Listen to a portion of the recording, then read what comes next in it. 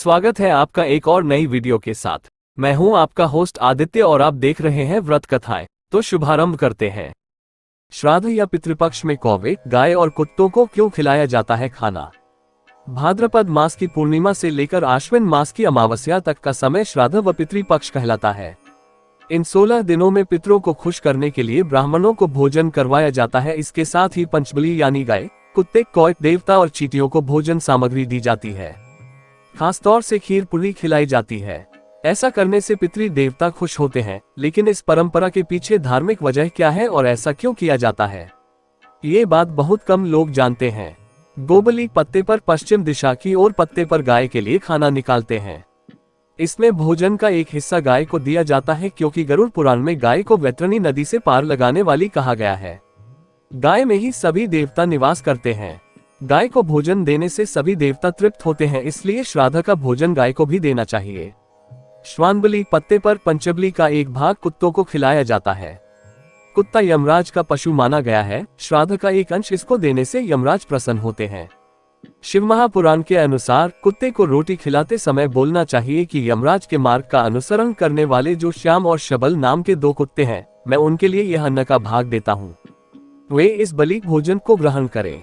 इसे कुक्कर बलि कहते हैं। काकबली पृथ्वी पर पंचबली का एक भाग कौ के लिए छत पर रखा जाता है।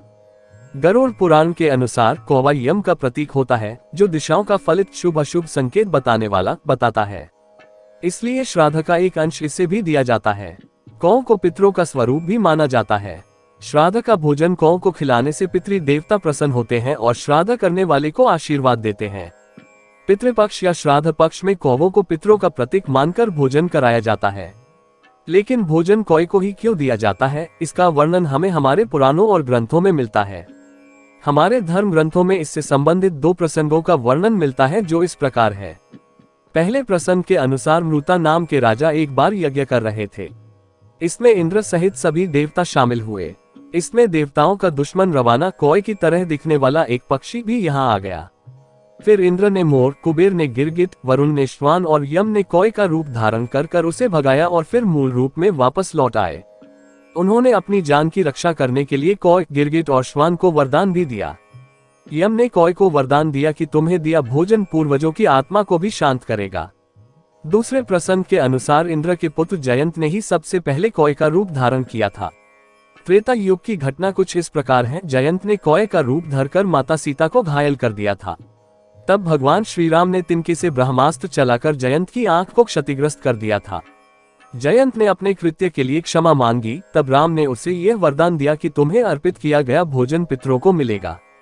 इसके अलावा गरुड़ पुराण में भी कौओं का जिक्र आया है।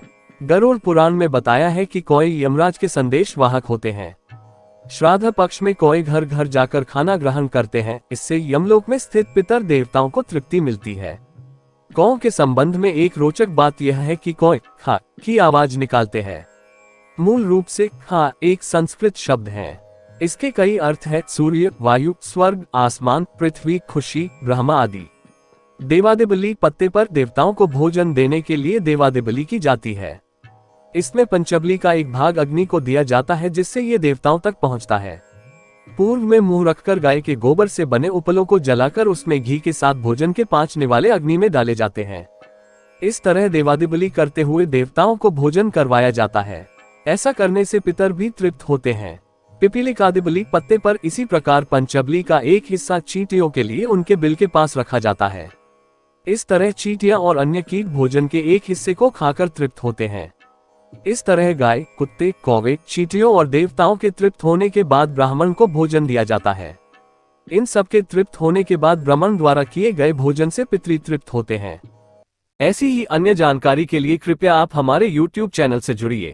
चैनल को सब्सक्राइब कीजिए, वीडियो को लाइक और शेयर कीजिए और पुण्य लाभ अर्जित कीजिए।